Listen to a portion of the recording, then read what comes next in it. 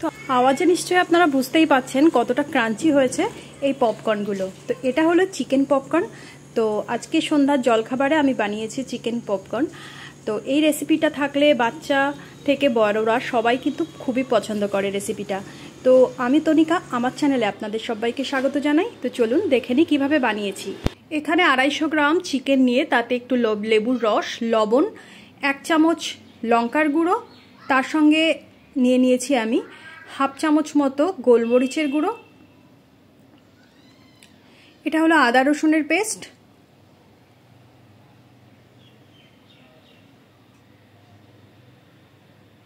Half চামচ গোলমরিচ গুঁড়ো। এবার সমস্ত উপকরণগুলোকে খুব ভালো করে ম্যারিনেট করে আমি আধা ঘন্টা ধরে রেখে দিয়েছি। এবার একটা কাচের বাটিতে আমি এখানে একটা ডিম ভেঙে নিলাম, এর মধ্যে দিয়ে দিলাম লবণ, তার সঙ্গে দেব 1 চিমটি গোলমরিচের গুঁড়ো। এবার এটাকে খুব ভালো করে ফেটিয়ে এটাও আমি সাইডে রেখে দেব।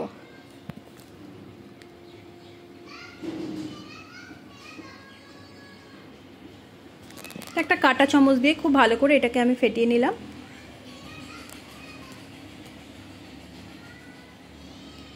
এটা কমপ্লিট, এটা আমি পাশে সরিয়ে রেখে দিলাম। এবার একটা প্লেট নিয়ে তাতে আমি দিয়ে দিলাম 2 চামচ কর্নফ্লাওয়ার, আর তার সাথে আমি দিয়ে দিলাম 2 চামচ ময়দা। এবার এর মধ্যে আমি দেব হাফ টি স্পুন লবণ, তার সঙ্গে দিলাম আমি এখানে হাফ টি স্পুন লঙ্কার গুঁড়ো, আর তার সঙ্গে আমি এখানে দেব একটু গোলমরিচের গুঁড়ো। এগুলো দিয়ে খুব ভালো করে এটাকে মিশিয়ে নিতে হবে। এটাকেও আমি এবার পাশে সরিয়ে রাখবো।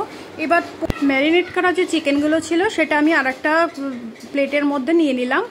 এবার এই চিকেনের যেটুকু ময়েশ্চার আছে সেটুকু ময়েশ্চারটাকে ঠিক করার জন্য আমি এখানে দিয়ে দিলাম 1.5 চামচ মতো ময়দার গুঁড়ো। এবার ভালো করে ময়দার গুঁড়োটাকে চিকেনের সাথে ভালো করে মিশিয়ে নিতে হবে।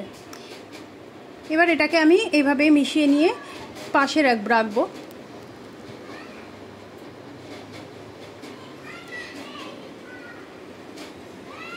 এবার একটা গ্যাসের উপর একটা প্যান বসিয়ে নিয়ে সেটাতে পর্যাপ্ত পরিমাণ তেল দিয়ে তেলটাকে খুব ভালো করে প্রথমে গরম করে নিতে হবে। তেলটা যেন খুব ভালোভাবে গরম হয়ে যায়, নাহলে কিন্তু পপকর্নটা ভালো করে একদম ক্রিপসি যে ব্যাপারটা থাকে সেটা কিন্তু হবে না। এইবার যে ডিম ফেটিয়ে আমি রেখে দিয়েছিলাম চিকেনের টুকরোগুলো, সেই ডিমের মধ্যে আমি প্রথমে দিয়ে দিলাম। তারপর যে ময়দার গুঁড়োটা আর কর্নফ্লাওয়ারের গুঁড়ো আমি একসাথে মিশিয়ে রেখেছি তার মধ্যে এবার এই চিকেনটাকে দিয়ে খুব ভালো করে শুকনো ময়দা দিয়েই এবার কোটিং করে নিতে হবে। কোটিং করা হয়ে গেলে হালকা একটু ঝেড়ে ঝেড়ে গরম তেলের মধ্যে এটা ফটাফট করে দিয়ে দিতে হবে। দেখতেই পাচ্ছেন তেলটা এতটাই গরম যে দেওয়ার সাথে সাথেই ফুটতে শুরু করেছে। তবে একে একে সমস্ত চিকেনের পিসগুলোকে আমি এর মধ্যে দিয়ে দেব। এবার খুব ভালো করে এটাকে ফ্রাই করে নিতে হবে। একদম যখন সাদা রঙটা ধীরে ধীরে লাল হতে শুরু করবে সেই পর্যায় পর্যন্ত এটাকে ভাজতে হবে। এটা একদমই টকটকে লাল লাল করা যাবে না। তো দেখুন ঠিক এরকম পর্যায়ে যখন চলে আসবে তখন আমি এটাকে উঠিয়ে নেব।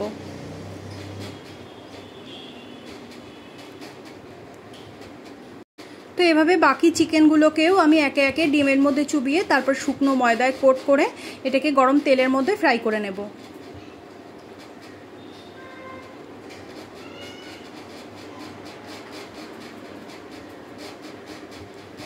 তো বন্ধুরা, আপনারা দেখতেই পাচ্ছেন কত সহজেই আমরা একদম কেএফসি স্টাইলের চিকেন পপকর্ন বানিয়ে নিতে পারি।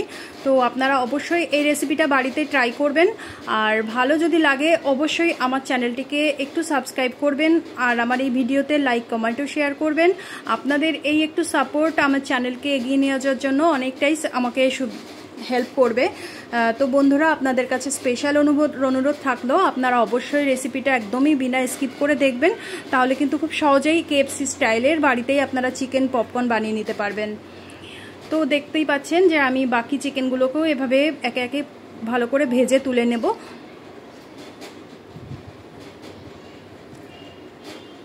তো মাত্র 250 চিকেন দিয়েই কিন্তু এখানে বেশ 4-5 জনের মতো স্ন্যাক্স, সন্ধ্যাবেলা স্ন্যাক্স একদমই রেডি হয়ে যায়। তো আপনারাও এভাবে বানিয়ে নিন।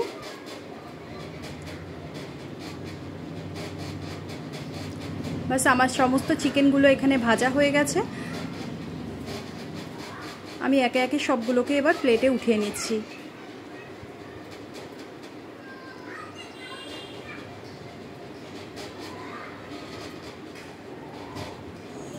দেখুন 1 প্লেট এখানে চিকেন পপকর্ন একদম রেডি হয়ে গেছে। আজকের মতো ভিডিওটা আমি এখানেই শেষ করছি। Bye bye.